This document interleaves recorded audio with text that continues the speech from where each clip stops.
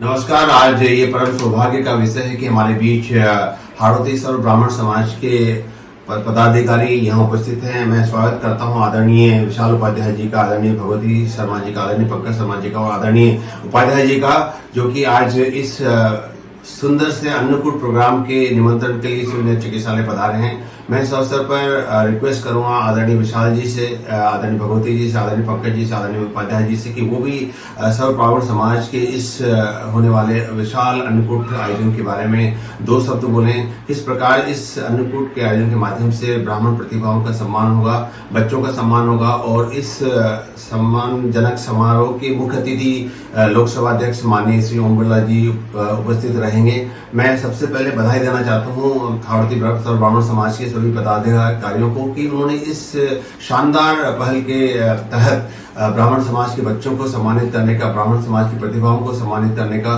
ब्राह्मण रत्न के नाम से नवाजने का एक निर्णय लिया है। इससे समाज में, ब्राह्मण समाज में एकता का नवसंचार होगा और इससे समाज के अंदर आपसी सामंजस्य बढ़ेगा और ब्राह्मण को एक नई दिशा में लेगी। मैं पुनश्च इस कार्यक्रम की सफलता की शुभकामना देते हुए सभी उपस्थित परिजनों को, ब्राह्मण बंधुओं को बहुत बहुत नमन करते हुए उनका आग्रह करता हूं कि वो भी समाज में पधारें और इस अन्नकूट समारोह में शामिल होकर ब्राह्मण समाज की गरिमा बढ़ाने के लिए अपना भागीरथी प्रयास करें।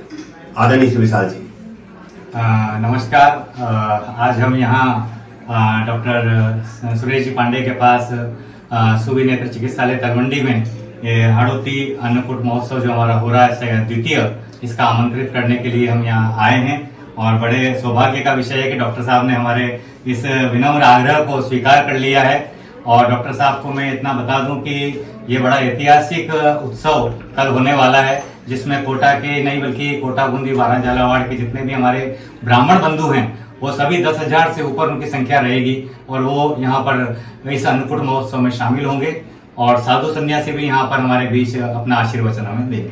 Thank you sir. हम बहुत बहुत आभारी हैं डॉक्टर साहब के, हमारा सहयोग के लिए, तन मन धन से सहयोग देने के लिए घोषणा की है।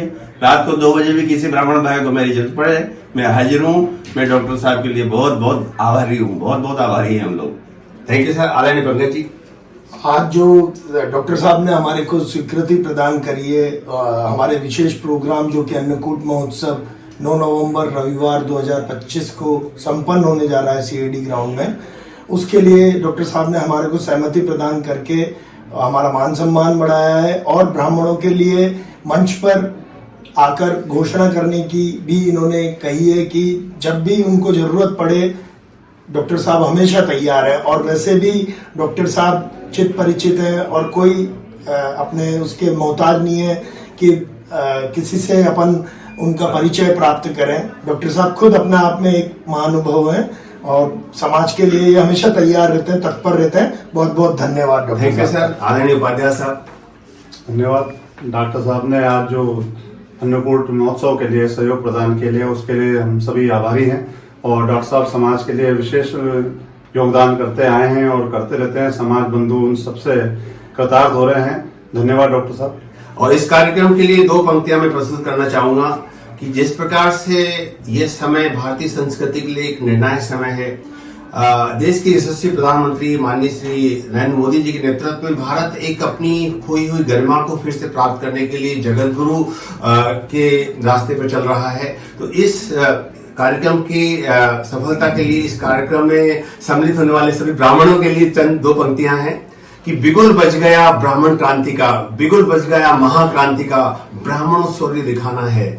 असमंजस में समय गंवाकर कायर नहीं कहाना है। जिनने पहचाना है युग को क्षण भर नहीं गंवाते हैं। समय चूक जाने पर तो अंत समय पछताते हैं। पछतावे का मौका मत दो, सुख सम्मान बढ़ाना है। बिगुल बज गया ब्राह्मण क्रांति का, ब्राह्मणों शौर्य दिखाना है। तो ये संगीत, ये 2 पंक्तियां सभी ब्राह्मणों को अपनी खोई हुई चेतना को पहचानने के लिए है कि हम सभी ब्राह्मण बंधु अपनी खोई हुई चेतना को पहचानें, समाज के अंदर ज्ञान का विस्तार करें जिससे कि सभी ब्राह्मण अपने खोई हुई गरिमा को पुनः प्राप्त कर सकें। धन्यवाद।